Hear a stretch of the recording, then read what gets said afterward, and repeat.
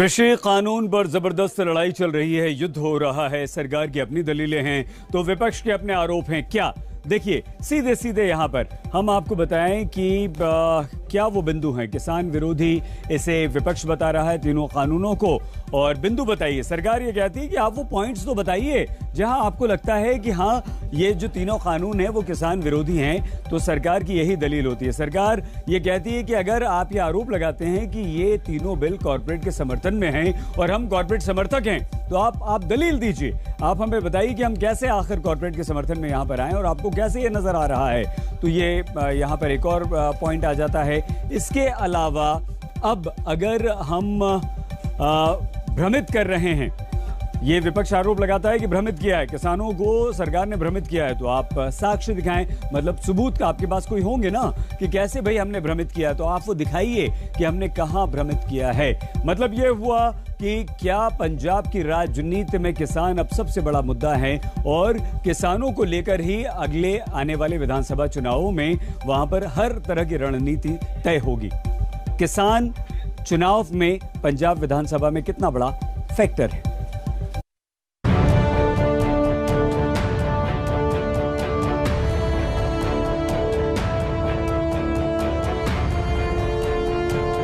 पंजाब की सियासी जमीन पर किसान आंदोलन की खेती काटने की रेस लगी हुई है। पार्टियों में किसानों का सबसे बड़ा हमदर्द दिखने की मानो होड़ मची हुई है। अकाली दल के चाल और चरित्र की व्याख्या कांग्रेस कर रही है। केंद्र के 3 काले कानून, इनकी नींव बादलों ने रखी। इनके ब्लूप्रिंट से सेध लेके, दिशा निर्देश लेके सेंटर की मोदी सरकार ने ये तीनों काले कानून बनाए। नीति निर्माता इन 3 काले कानूनों के बादल हैं। वहीं अकाली दल का कैरेक्टर सर्टिफिकेट जारी करने वाले नवजोत सिंह सिद्धू का नामकरण आम आदमी पार्टी ने कर दिया। यानी पंजाब के चुनाव रण में 2-2 हाथ के लिए सभी तैयार हैं। सबसे पहले बात कांग्रेस और आम आदमी पार्टी के बीच शुरू हुई जुबानी जंग की। सिद्धू ने कृषि कानून को लेकर केजरीवाल को कटघरे में खड़ा करते हुए एक ट्वीट किया।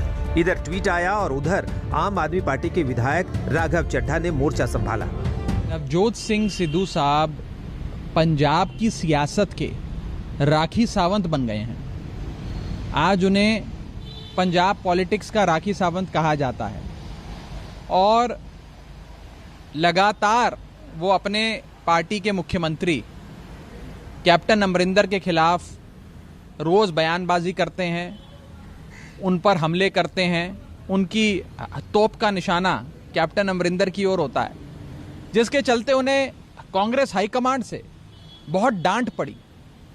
और डांट का असर ये हुआ कि आज फॉर अ चेंज, एक बदलाव के तहत उन्होंने अपनी तोप का मुंह अरविंद केजरीवाल जी की ओर मोड़ दिया और आज अरविंद केजरीवाल जी पे अटैक करने लगे, हमले करने लग गए। इस सियासी हमले की वजह भी समझिए। पंजाब में विधानसभा सीटों की मौजूदा स्थिति के लिहाज से कांग्रेस के बाद दूसरी सबसे बड़ी पार्टी आप है। ये बात आम आदमी पार्टी भी जानती है कि चुनाव में कांग्रेस से सीधी फाइट है। लेकिन कांग्रेस की परेशानी सिर्फ विरोधी नहीं है, बल्कि पार्टी का घरेलू झगड़ा भी है। नई खबर यह है कि तमाम कोशिशों के बाद भी सीएम कैप्टन अमरिंदर सिंह और प्रदेश अध्यक्ष सिद्धू के खेमे के बीच खींचतान जारी है। एक बार फिर से कैप्टन के खिलाफ टीम सिद्धू एक्टिव है। कांग्रेस के 40 विधायकों ने एक चिट्ठी आला कमान को लिखी है, जिसमें मौजूदा सीएम के खिलाफ मोर्चा खोला गया है। यानी पंजाब में सियासी झगड़ा बहुत तगड़ा है।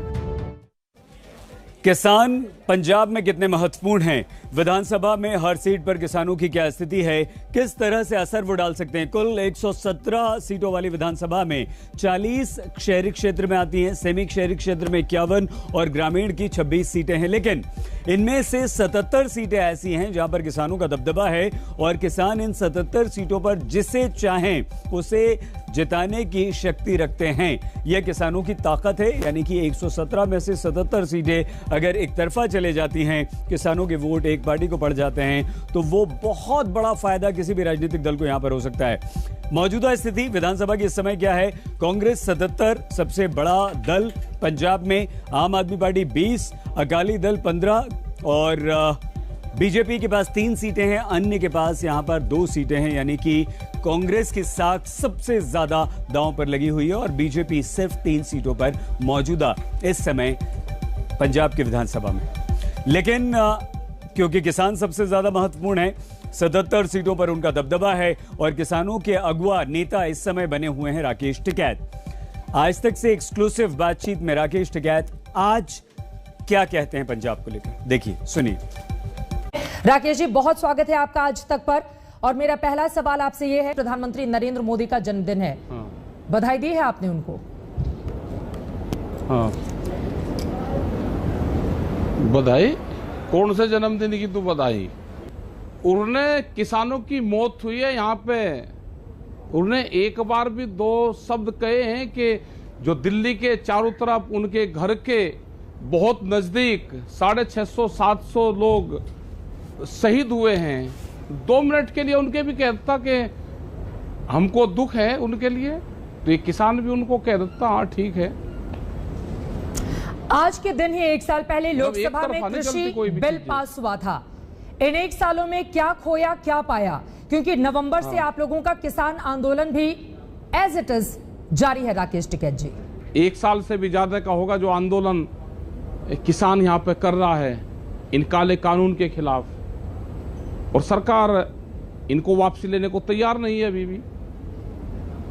तो ये तो सरकार को भी सोचना है ना, ये कब तक यूं ही चलेगा? और राकेश जी, अगला सवाल आपसे मेरा यह है टिकैत साहब, चूंकि आज अकाली दल के तमाम नेताओं कार्यकर्ताओं की ओर से जमकर हंगामा और प्रदर्शन किया गया है इसी कृषि बिल को लेकर।